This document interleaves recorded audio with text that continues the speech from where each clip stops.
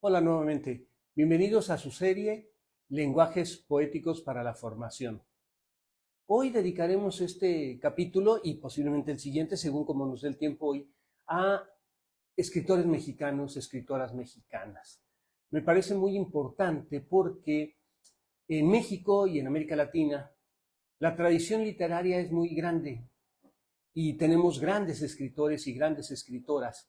Lamentablemente, en los últimos años ha habido un desconocimiento de los mismos, poca difusión, etcétera. Y es necesario conocerlos por varias razones. Una de ellas es evidente porque tiene que ver con la identidad propia de una cultura. Ellos representan precisamente parte de esa identidad y la promueven de una u otra manera.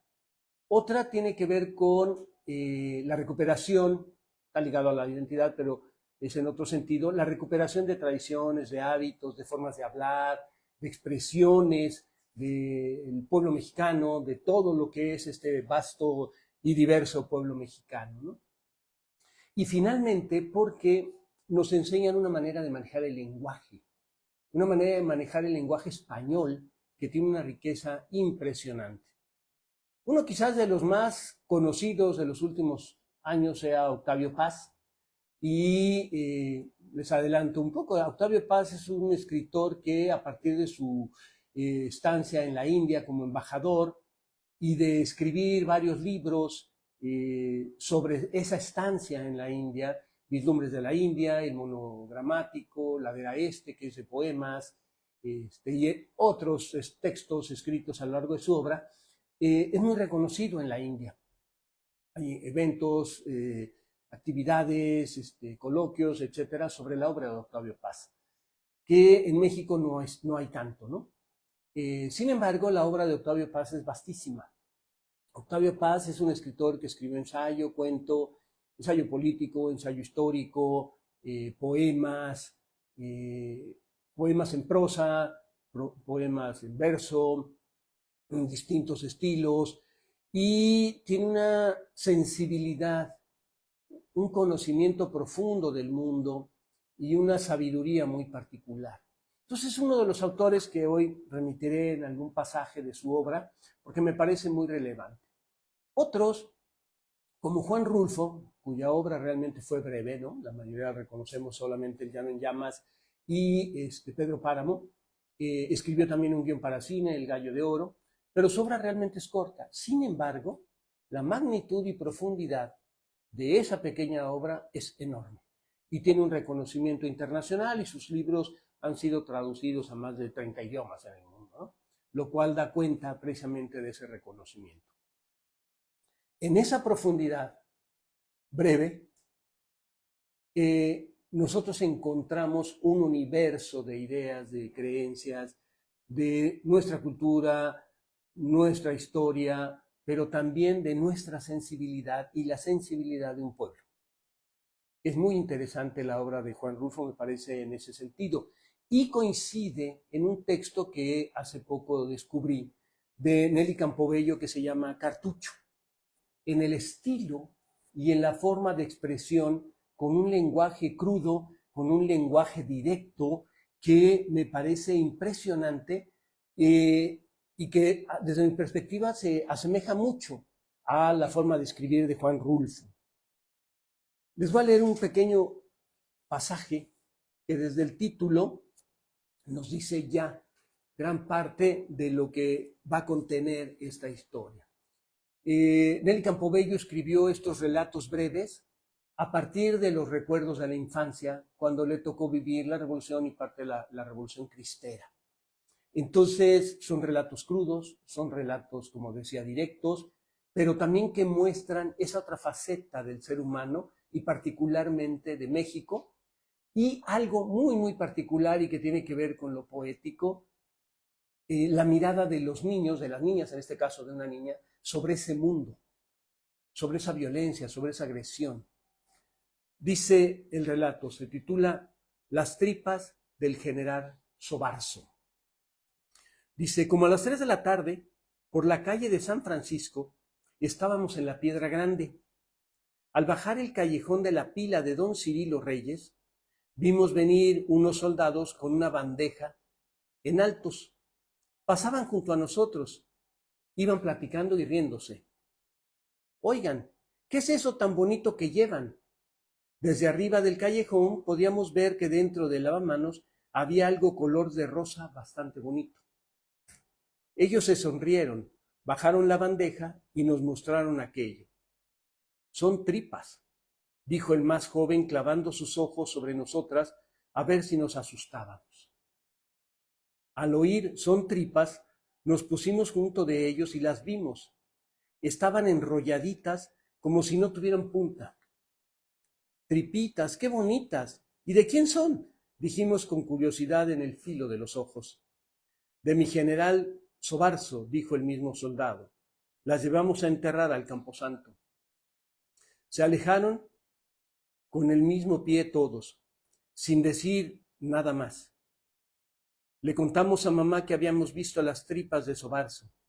Ella también las vio por el puente de fierro.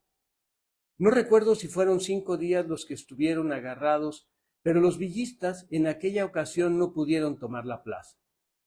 Creo que el jefe de armas se llamaba Luis Manuel, y que lo mataron por el Cerro de la Cruz o por la estación. Él era de Sonora.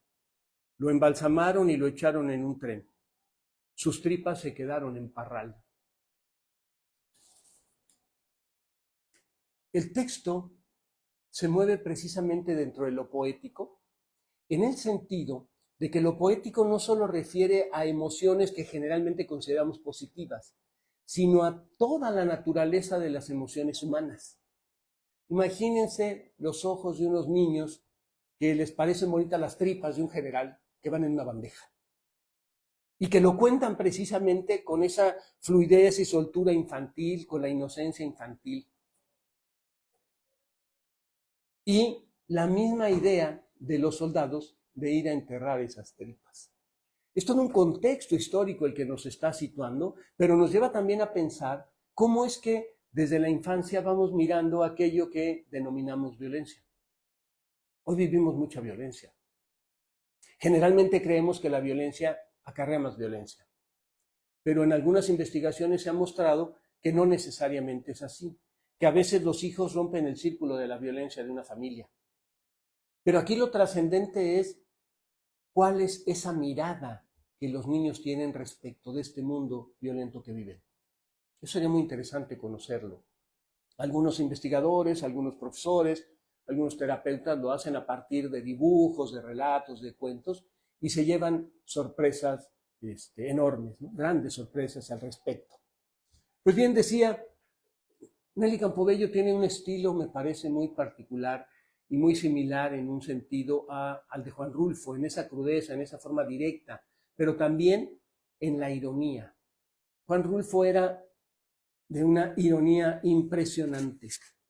Aquí, en uno de sus textos, un fragmento pequeño voy a leer, de Pedro Páramo, el inicio, dice: vine a Comala porque me dijeron que acá vivía mi padre, un tal Pedro Páramo. Mi madre me lo dijo y yo le prometí que vendría a verlo en cuanto ella muriera. Le presté sus manos en señal de que lo haría. Perdón, le apreté sus manos en señal de que lo haría. Pues ella estaba por morirse y yo en un plan de prometerlo todo. No dejes de ir a visitarlo, me recomendó. Se llama de este modo y de este otro. Estoy seguro que le dará gusto conocerte. Entonces no pude hacer otra cosa sino decirle que sí lo haría. Y de tanto decírselo, se lo seguí diciendo aún después, que a mis manos les costó trabajo zafarse de sus manos muertas. Estoy en un plan de prometerlo todo, en el momento de la muerte de la madre. Y a partir de ahí, el relato nos lleva precisamente por todo el sendero que lleva hasta al hijo de Pedro Páramo a conocer a su padre y toda la historia que sucede en Comala. Bueno, aquí encontramos precisamente también lo que decía ese lenguaje poético.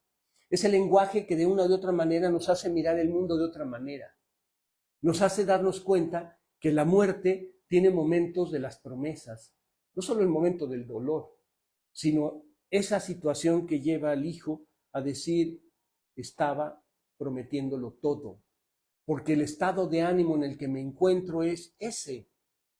En otro momento podría no prometerlo, en otro momento podría haber mentido, En otro momento pudo haber no cumplido su promesa.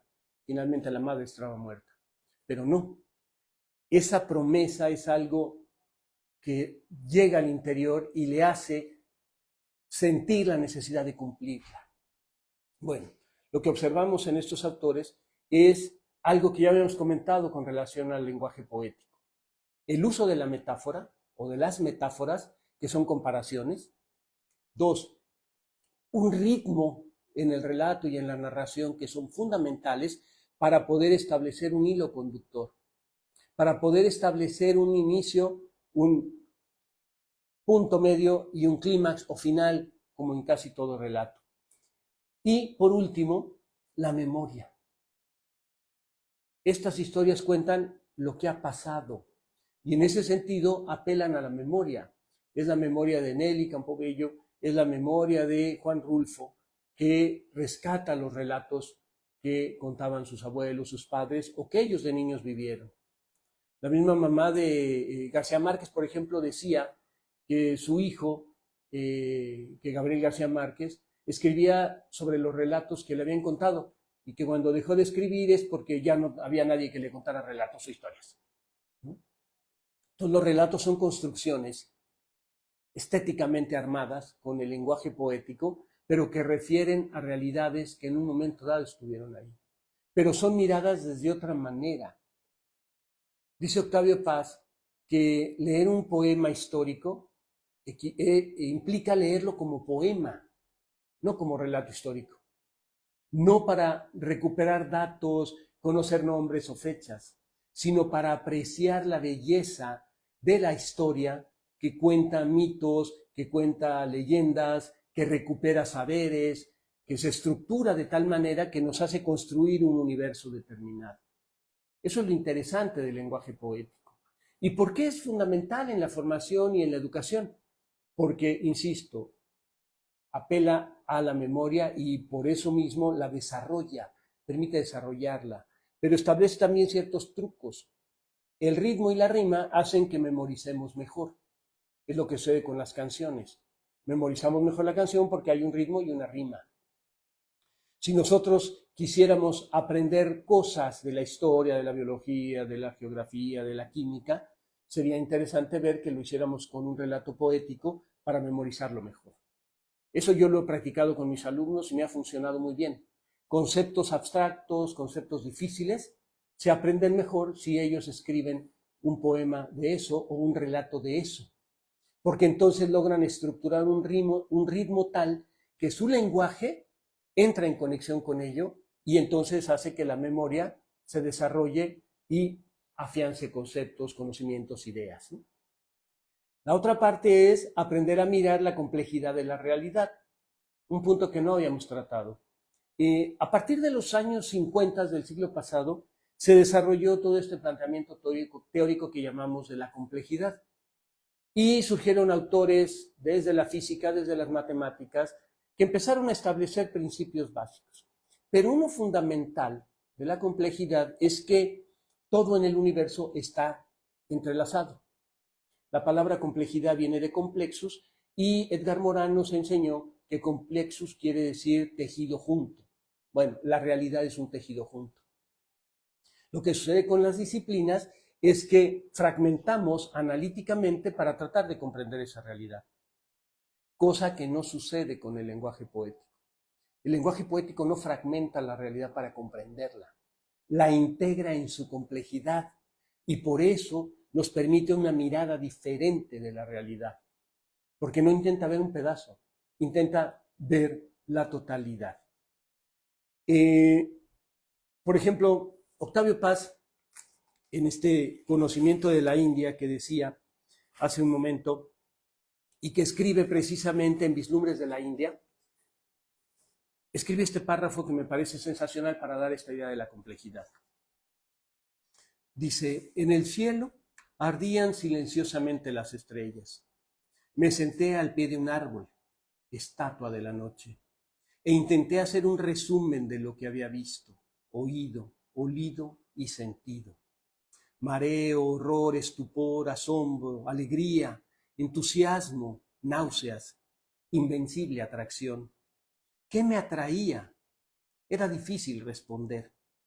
Sí, el exceso de realidad se vuelve irrealidad, pero esa irrealidad se había convertido para mí en un súbito balcón desde el que me asomaba. ¿Hacia qué? Hacia lo que está más allá y que todavía no tiene nombre. Fíjense todas las sensaciones que le provoca el haberse sentado al pie de un árbol después de haber caminado un trecho ya ubicado en la India. Lo que había oído, olido y sentido, no solo visto, oído, olido y sentido, le provocaron mareo, horror, estupor, asombro, alegría, entusiasmo, náuseas, invencible atracción. ¿Cómo no entender que el universo se ve en su integralidad? Un científico habría dicho, estos eran los olores, provenían de estas plantas o de estos elementos orgánicos, etc.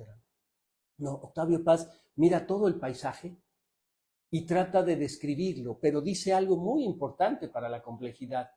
El exceso de realidad provoca irrealidad. Es decir, es tanto lo que veo, tanto lo que está ahí, que me pierdo en ello, que llega el momento en el que no sé qué está sucediendo con eso.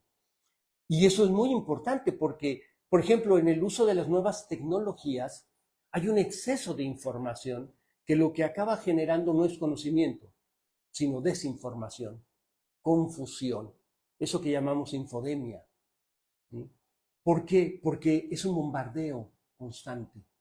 Entonces, apelar a la complejidad supone darnos cuenta de que esa realidad es tan compleja y está tan estrechamente entrelazada que necesitamos verla en esa integralidad, pero no separándola, sino colocándonos en distintos lugares para mirarla en esa complejidad, en esa integralidad. Y de ahí la riqueza y la importancia que para la formación tiene o tienen los lenguajes poéticos. Hay en México también escritoras, sobre todo poetas, poetisas, una de las más renombradas hoy en día y reconocidas a nivel mundial, aunque poco conocidas en México, es Elsa Cross. Elsa Cross tiene una obra poética impresionante, muy amplia. Si se vale el comercial, el Fondo de Cultura Económica tiene su obra poética completa, pero también ha escrito muchos ensayos sobre la India. Es una estudiosa de la India. Fue discípula de Octavio Paz y de ahí su atracción quizás por la India, pero ella escribió o ha escrito varios ensayos sobre la India, sobre el pensar hindú, sobre el budismo, sobre esa otra mirada de un país ajeno, extraño, distante, geográfica, históricamente, ideológicamente, pero que al mismo tiempo, como pensaba Paz, tiende puentes con la cultura mexicana. En muchos sentidos, ya hablaremos posteriormente de ello. Elsa Cross decía entonces, una poeta muy reconocida, les recomiendo su obra. Puerta del Este es uno de los libros sobre ensayos sobre la India, el budismo, etc. También está Rosario Castellanos, una poeta chiapaneca, está Margarita Michelena, está la misma Nelly Campobello, Pita Amor, en fin, hay una gran cantidad de escritores y poetas. Y poetas hombres está Javier Villaurrutia, está Elías Nandino, está Lichu Macero, también hay una impresionante tradición de escritores. Por eso vale la pena asomarse a la literatura mexicana y a nuestros autores, por esa riqueza, por esa vastedad, por esa profundidad en que han logrado observar lo que es el ser mexicano. Muchos de los poetas de Villaurrutia son nocturnos. Los nocturnos refieren al oscuro, a la noche, a la muerte. Y en México la idea de la muerte es una idea muy, muy importante, muy relevante en términos de cosmovisión del mundo. Entonces vale la pena esa aproximación. Comprender las noches de muertos, comprender las Catrinas, comprender toda esa gran tradición de altares, supone haber comprendido los nocturnos, supone haber comprendido toda una cultura que desde el fondo de nosotros emerge fuertemente y que nos da identidad. Y bueno, voy a cerrar hablando de Elsa Cross con un poema, un fragmento del poema, que el poema se llama Mandala y tiene que ver precisamente con este conocimiento de Elsa Cross sobre la religión, la cultura hindú. y oriental en general, ¿no? Dice, la redondez perfecta, la blancura, la desnudez, la belleza perfecta.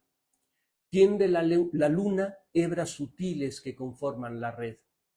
Desventurados peces desafían su fuerza, se abandonan al secreto rigor de la marea. Sobre la arena platea la luz sus escamas y el ojo abierto hacia el vacío. Fíjense esta idea, sobre la arena platea la luna sus escamas. Este juego de lenguaje, platear la tierra, la arena, o el mar, o el agua, etcétera, ¿no? Bueno, con esto terminamos esta sesión. Haremos, yo creo que sí, un segundo programa respecto de nuestros autores, porque me parece que hay todavía muchas cosas que decir y darlos a conocer, sobre todo a las nuevas generaciones. Muchas gracias.